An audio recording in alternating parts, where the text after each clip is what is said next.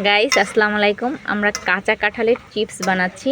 মানে এটা আর কয়েকদিন পরে পেকে যেত, এই পর্যায়ে আমরা এই চিপসটা বানাবো। এই যে কাঁঠালের বীজটা ফেলে দিয়েছি আর এভাবে রিং রিং করে কেটে নিয়েছি, তারপর এভাবে এই যে লম্বা শেপ করেছি আর এইখানে ভাজতেছি। এই যে তারপরে এটা ভাজার পরে, এখন কোনো মশলা আমরা অ্যাড করিনি, এটা ভাজার পরে আমরা কি কি মশলা অ্যাড করব সেটা আপনাদের সাথে অবশ্যই শেয়ার করব।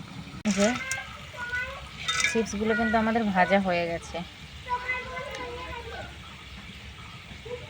একদম তেল ঝরিয়ে নিচ্ছি আর এই যে রাখছি। পাত্রে রাখার শব্দেই বোঝা যাচ্ছে যে চিপসটা কত মুড়মুড়ে হয়েছে।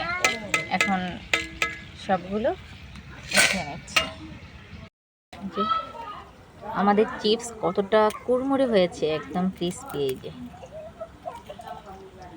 গিরি হয়ে যাচ্ছে। মানে এটা মনেই হচ্ছে না যে কাঁঠালের চিপস এরকম কুড়মুড়ে হবে, কিন্তু বানিয়ে অবশ্যই ট্রাই করে দেখবে।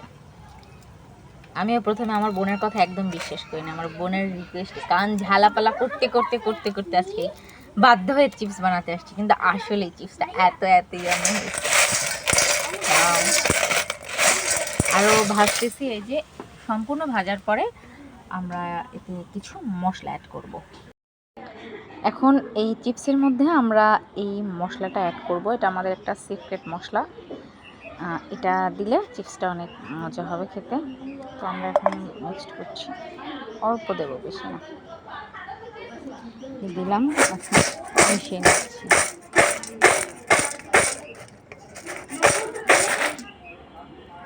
রেডি হয়ে গেল আমাদের কুড়মুড়ে কাঁঠালের চিপস। এটার অল ক্রেডিট দিব আমি আমার বোন মহুয়া সুন্দরী আপুকে, কারণ তার রিকোয়েস্টে আমি এই চিপস বানাতে বাধ্য হয়েছি। প্রথমে ভাবছি কি না কি ভাই, কাঁঠালের চিপস। আসলেই আপু আপনাকে অনেক অনেক ধন্যবাদ এত সুন্দর একটা রেসিপি আমাকে শেখানোর জন্য। কাঁচা কাঁঠালের চিপসের রিভিউটা দাও, বলো। আসাম হয়েছে, আমি ফার্স্ট টাইম খাচ্ছি, আমার কাছে খুব ভালো লাগে। থ্যাংক ইউ বলো,